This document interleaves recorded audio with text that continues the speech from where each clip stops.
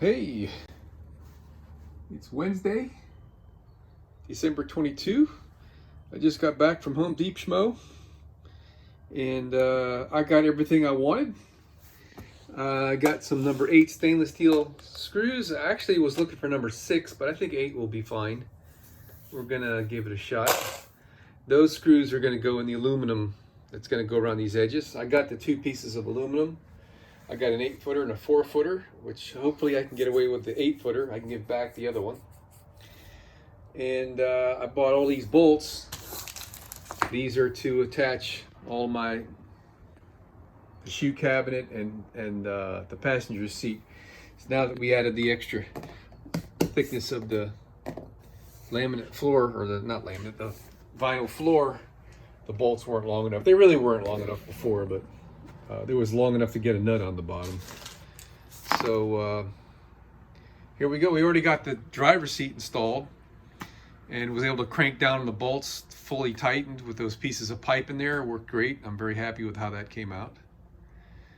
So it does press a little bit on the floor, just enough to where it's like setting on the floor. But to really crank down the bolts, that's the only way to do it, man. So here we go.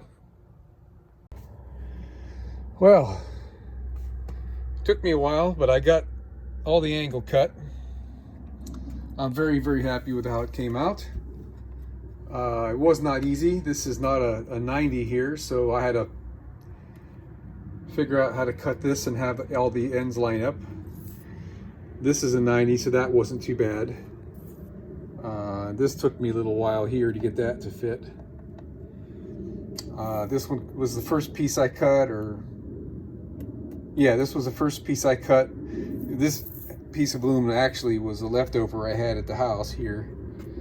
And the rest are new pieces. This one here came out about a 1/16 of an inch short, but I can live with that or whatever. All right, sorry about that. Right, so now what I'm gonna do is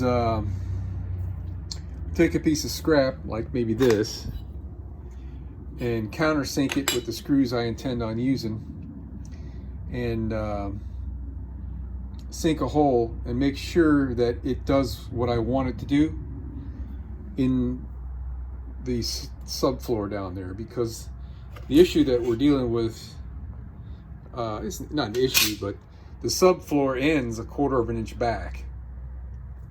So, you know, that's there. So I can only put screws back to here, and I'm just getting on the edge of the plywood back there. So it should be fine, but I want to test it and make sure it's going to be fine, because if it's not, I can just glue these on with urethane adhesive and it would be fine to do that. And maybe I will do that anyway, but let me just see how that goes. Yeah. Okay, back to work. Oh, and I got to put this piece of oak board back on here.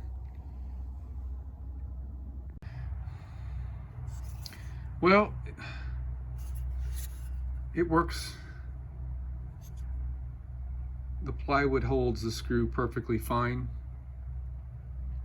I've got it pre-drilled with a 1/8 inch screw. I mean, a 1/8 inch drill bit, and that's a number 8 screw, and it holds plenty tight. I countersunk, but I'm not a fan of these screws. I forget what they call these, pan heads, or I would rather have flat heads.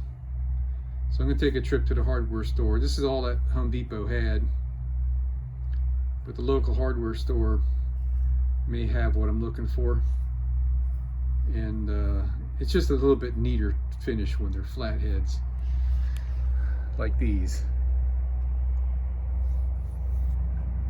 So let me go run to the store right now, see what I can find.